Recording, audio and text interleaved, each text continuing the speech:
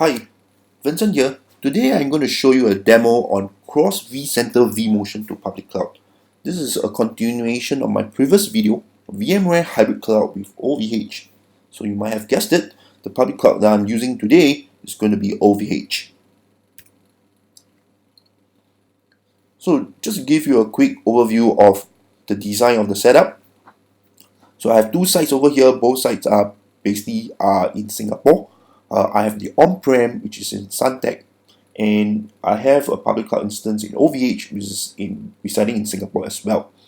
Both of these sites are connected via the internet. I have set up two L2 VPNs over here, connecting the management workloads as well as the compute workloads. For the management component, I've set up the connection to link up the two vCenters, and they are on enhanced link mode. I've also set up the NSX managers to spin up the L2 VPN edges for the compute workload.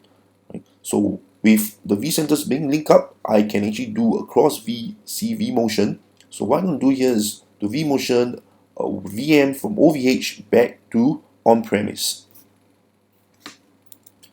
These are the few steps that I will show you for the demonstration. Do some tests, ping test, trace route to show that the two sites are connected via the internet, using the jump host on-premise to connect to the vCenter at OVH, perform the cross-VC vMotion on-prem to OVH, and show you that there's actually no ping drops with the vMotion. This is the jump host that I have at on-premise at Suntec. So I'm going to show you the management L2 VPN connection. So I've logged in to the host. So this is the standalone H from VMware. So I'm going to log in here.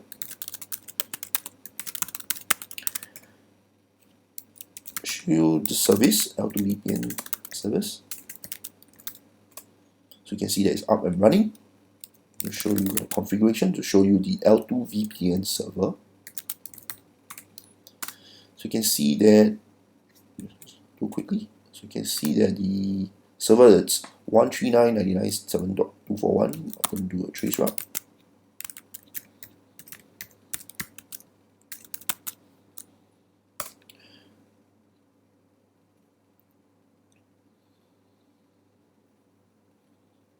So you can see that it has a few hops before it reaches the OVH data center.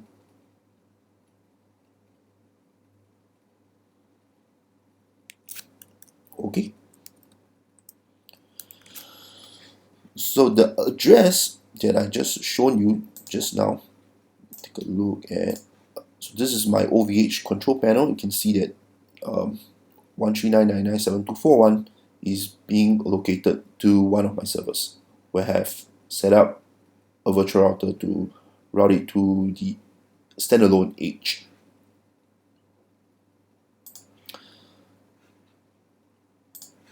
To show you the latency between the two sites, I'm going to do a ping test with the first vCenter first, which is on premise.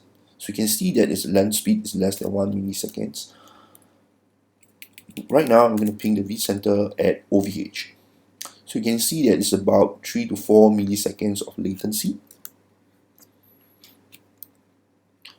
Okay, so now let us log in to the vCenter at OVH from the jump host at on-premise.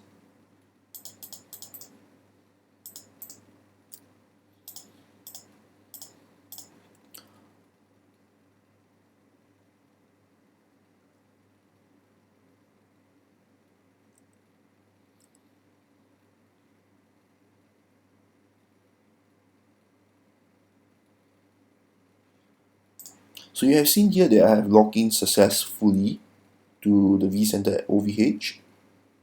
So this test2 web02 VM is the VM that I'm going to vMotion later on. So before I do that, let me show you the network and security portion. So if you go in and take a look at the edges, which runs the L2 VPN service, you can see that you can actually manage both NSX manager from one single pane of glass. Right? So this is the L2 VPN server for the compute. So let me show it to you that the L2 VPN service is running. You can see that if I show the statistics over here, you can see there's up and running. And I'm stretching a VLAN 120 interface over here. So I'm using L2VPN to stretch VLANs to VLANs over the internet.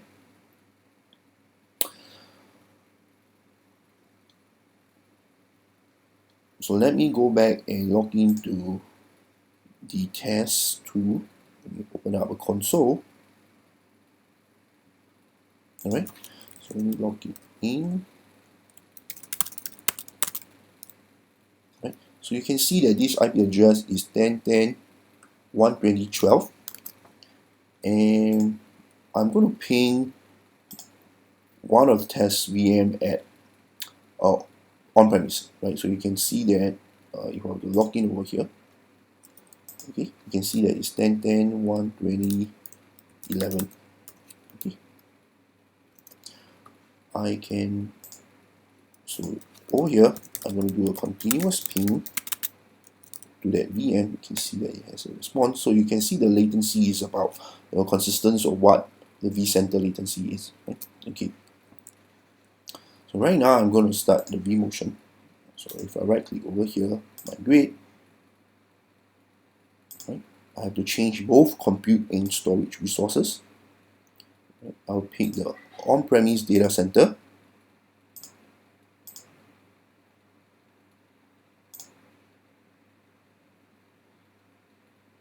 Right, I do not have stretch storage. These are all local storage. Pick the data center. In networks, I've set up the same port group over at the same both sides, so I'll leave it unchanged. And there you go, the vMotion has kicked off. So I'm going to pull this window out a bit so they can see the progress of the ping.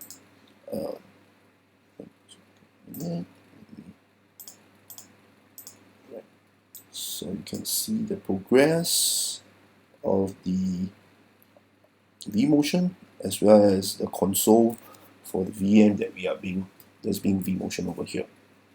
I'm going to leave it so that you can see the actual timing of the vMotion.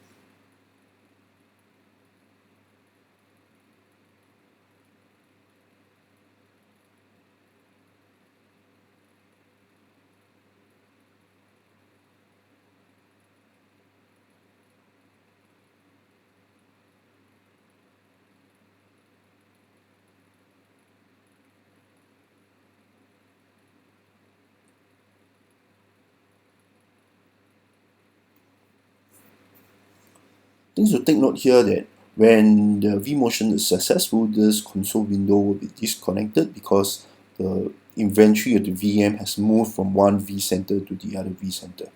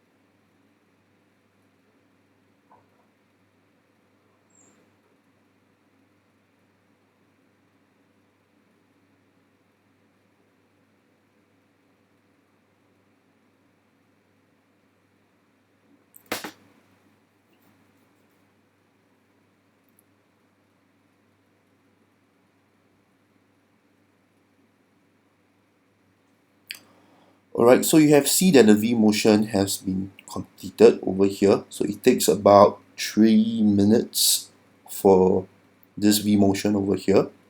So I think shortly you will see that this console window is disconnected. Yep, there you go.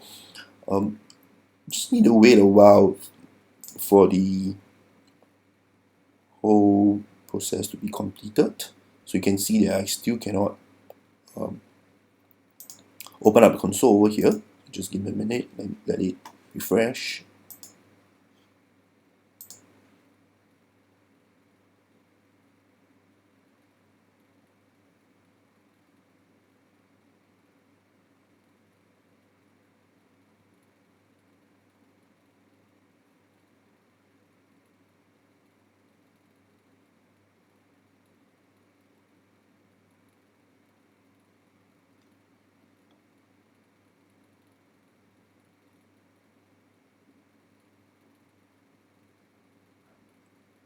Right? So I think the total time takes about 5 minutes. Right? So you can see that the inventory has been updated. Test web 002 has been shifted from the OVH vCenter back to the on-prem. Let me log into the console.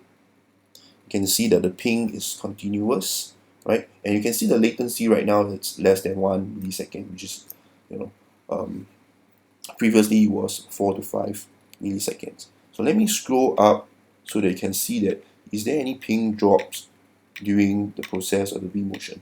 So this is already, so you can see that there's a switch over here, right, from 4 milliseconds down back to 0.6, which is basically the switch over from one side to the other side. Right? So this completes the demonstration part. Let me go back to the slide to talk a bit about the design.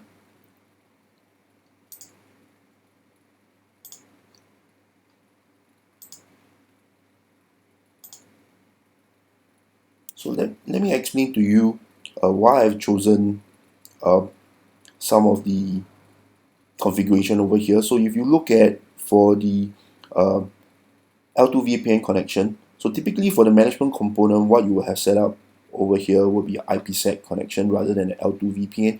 In my case, I'm using an L2 VPN because the connection that I have at Suntec are a paired connection behind a public IP address.